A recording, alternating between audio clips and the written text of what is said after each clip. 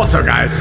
Do you feel sometimes that your joints are limiting you in your workouts? So your joints hurting? Are your knees, shoulders, elbows? Are you getting those pains from lifting heavy weights all the time? Are you finding that that pain is limiting you in your workouts and maybe even slowing you down? Well, today I'm going to show you a trick that's going to help you keep building muscle, but help save those joints, help you recover, and help you grow in just 5 seconds. So what is this mystical training method that I'm talking about? It is known as time under tension training. This is going to involve eccentric loading, concentric loading, and isometric holds. But what it's not going to involve is you smashing your joints to pieces. This is not going to require heavy loads. It's going to require you to have a good mind to muscle connection, which is something we always want to build. And today I'm going to show you one exercise for every body part that you can put into your training routine to help you develop that muscle, but also give your joints that little bit of respite that they might need. You can put this into your normal routine, and obviously as you get better at this, maybe put 2 exercises into each routine, but for starting out, just one will do the job. Let's crack on.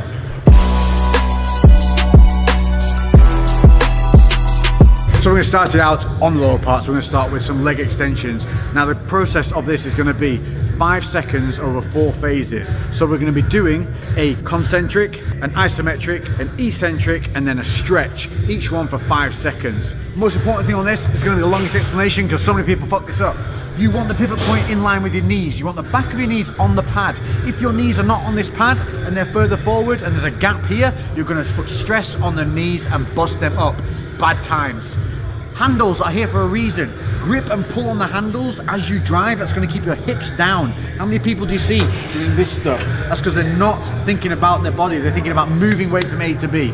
This method is going to make you think about mind to muscle, and it's going to make you think about contractions and help you connect and also find bad habits that you've got and help you fix them. So find a weight that you can do around 20 reps on. We're going to be doing 8 reps of the slow holds. Then we're going to finish with 12 normal reps.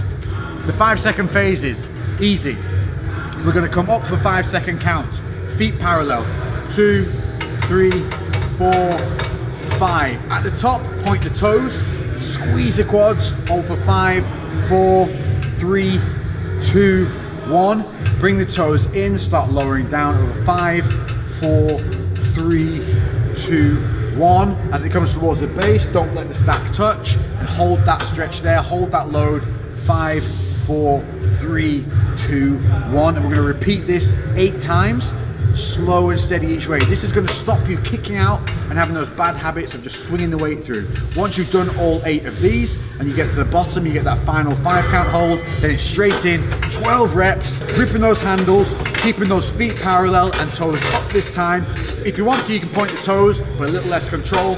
You're getting those 12 reps, and you're going to really feel that burn, that blood right in the muscle. Once you hit that 12, down, rest. You're going to do 3 to 5 sets of this, and I promise you, you will feel nothing like it. You will have no joint pain, but maximum muscle activation. Next up, arms.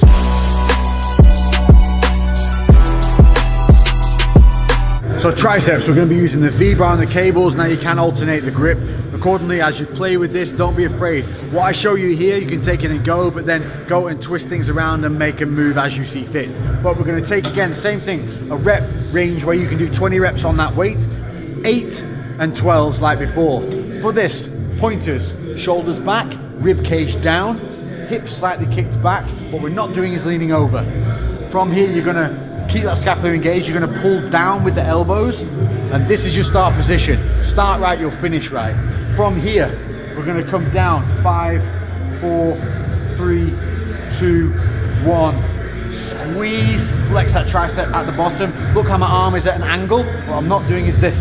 Arms at a slight angle, and I'm squeezing that tricep. I've got a little bit of flexion at the wrist. Then I come back up. 5, 4, 3, 2, 1, no elbow movement, no swinging back and forward, shoulders still in place. At the top now, I'm going to squeeze my biceps and help stretch that tricep. 5, 4, 3, 2, 1, before starting all over again. 8 reps like that, and then we're going to move straight in, 12 reps, strong, focusing, no swinging, squeezing that tricep at the bottom, squeezing that bicep at the top. Bam, bam, bam, bam. Biceps.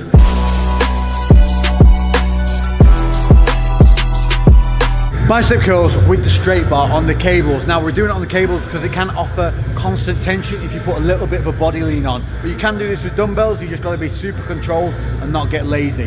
What we're looking for on this, we're looking to keep our elbows tight and in a fixed position. What I'm not doing is letting my elbows swing back and forth. Again, my rib cage is down, my scapula is engaged, and I'm not pigeon necking. So tuck that chin in and keep that nice alignment. From here, we're going to come up over 5 seconds.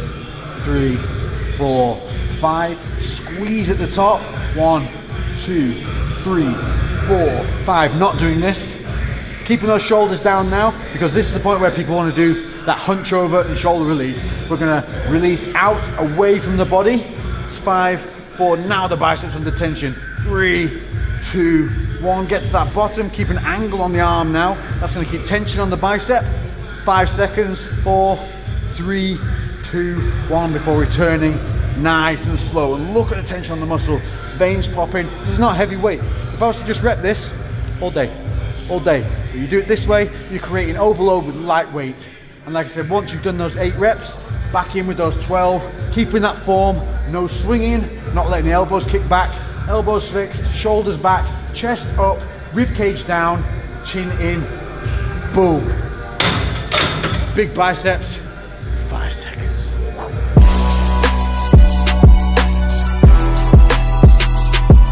Next up, shoulder press. Now this is one that causes a lot of pain for a lot of people. It's also one where people have a lot of bad habits and get injured from it. By doing the slow work on this, by doing the time under tension, we're going to realize those bad habits and we're going to help create that mind to muscle and form connection. We're going to do this without a supporting back on this one. But if you find it's a little unstable without it, you can put the bench seat upright and have that as a rest point behind you. Bring the dumbbells up. We're going to turn them out. This is our start point. I want my rib cage down. I'm going to make sure my feet are planted, and from here I'm going to tilt the dumbbell heads in. Real little tilt, bing. This is going to keep it all focused on that shoulder. I'm going to come up over 5 seconds. 3, 2, 1. This is working my core and everything now. At the top, what I'm not doing, banging and touching. Coming up, straight arms, shoulders down, not hitching. Then coming back down the exact same way we went up, over 5 seconds. 2, 1. Get to that base. Keep that load point, don't let it touch the shoulders. Hold for 5, and then repeat. Obviously, once we get 8 reps in from these, then we're going to try and maintain that postural strength, rib cage down, keep it controlled, and rep 12 reps to the death, to the pump. And tell me, after doing that, give it one go, and tell me that doesn't feel as good as those heavy ass shoulder presses you ground through, gritted your teeth on, and ended up tearing up some fucking tendons.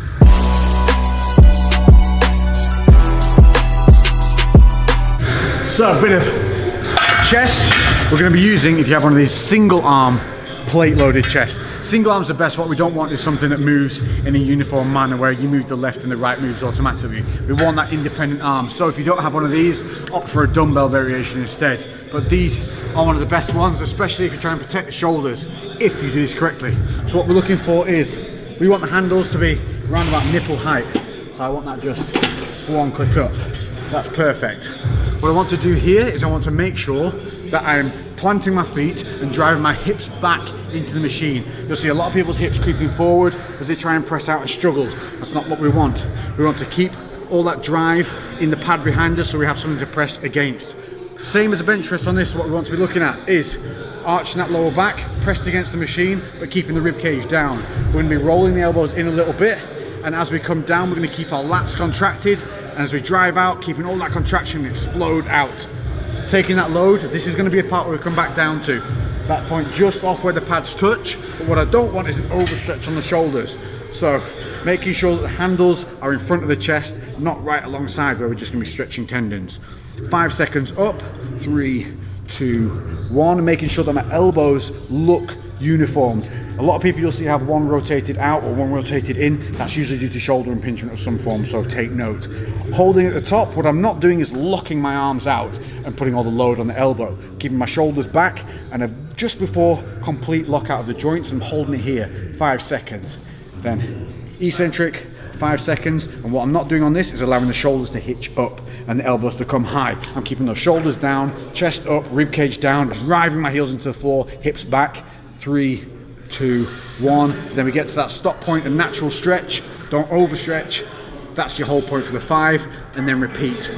Obviously, once we've done this 8 times, just as before, we're going to get down to that bottom load, hold it for that final 5 before exploding back out. Now, everything we've just engaged, everything we've just created in that mind to muscle connection, boom, 12 reps, squeeze, force that blood in, but make that muscle work. And we're only using a lightweight single 20k plates on the side on that. There's going to be plenty for that. Again, a 20 rep range, and you will feel this in the chest. If you feel it in the shoulders, reset, adjust, learn, keep going.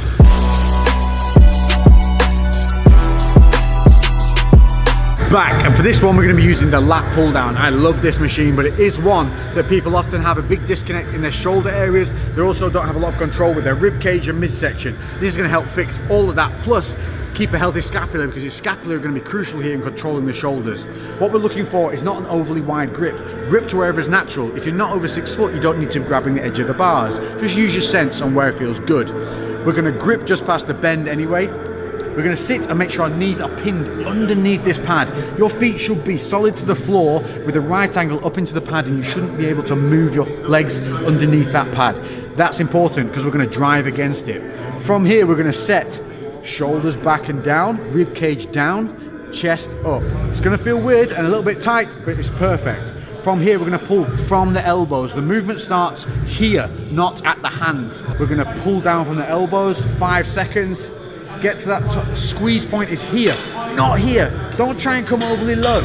Just to the top of the chest or wherever it feels natural for a squeeze. Drive your elbows and almost like you're trying to pin your lats under your armpit. Squeeze and don't let that rib cage pop up. Then release, 5, 4, 3, 2, 1. Keeping the shoulders down, and then hold 5 seconds at the top. Then it's just 8 reps of that repetition. 5 down, a 5 hold. Making sure the shoulders aren't rounding forward, chest up, rib cage down, pull it as close to the face as possible. 5 on that way back up, and then we're going to rep those 12 reps again. But what we're not going to do is start fucking swinging. No aping around. What we want, keep that chest nice and high, put the rib cage down, arching the lower back, and we're going to pull through clean and rep. Thinking about those contraction points, and thinking about that controlled release.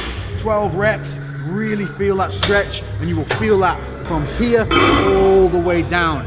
If you're feeling it in your shoulders or anywhere else, you need to readjust that control of the shoulders, keep those scapula engaged. This is a fantastic movement, and it looks great when the camera's behind you, not in front of you. Sorry, mate. So Lex wanted a back shot, so there's the back shot.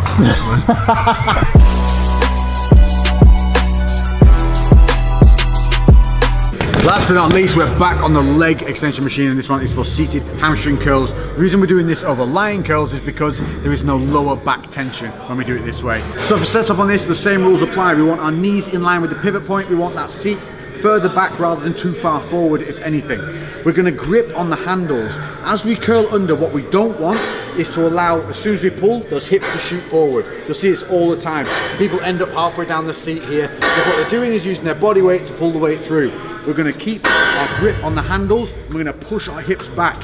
If you have a pad that comes across the knees here, what you can do is actually reach forward and lean and grab in front of you here, so that you end up with a heavier stretch on the negative. You're going to feel it way more. If you don't have it like we don't have here, we're going to push ourselves back into the seat. We're going to curl through with our heels, keeping our toes up. So we're going to curl for that 5 seconds. 4, 3, 2, 1. Squeeze at the bottom, and what you want to think about here is squeezing like you would squeeze a bicep. You should feel that. The hamstrings are the biceps of the leg. So squeeze, hold. What we don't want to allow is those hips to shift forward, knees to shift up. Everything stays down. The body's going to want to compensate. Fight it. Then 5 seconds hold, back up, eccentrically, 5 seconds. Again, don't let the hips shoot forward. Don't let those knees rise. Think about pushing your knees down through your legs as the feet come up. Hold that top point, don't let the stack touch for 5 before repeating the process again. Once we've done those 8 reps, when we get to that final hold, once we come back to the top, we're going to hold for that 5 seconds, and then we're going to rep in And again, once you start repping, don't start sliding. Get that full negative stretch. Keep those hips back. If you're finding you're not really getting that stretch on negative, or the stack's hitting too early, lean a little bit forward and really hold and grip with an underhand grip on the machine, and keep those hips down so you end up being here. And then you're really going to be able to feel and control that stretch. This is vitally important to make sure you control at the knees and the hips. This is going to burn like a mother. It is going to really, really hurt. It's going to test you. So start light. Think about control and contraction. Throughout all of these exercises, control and contraction.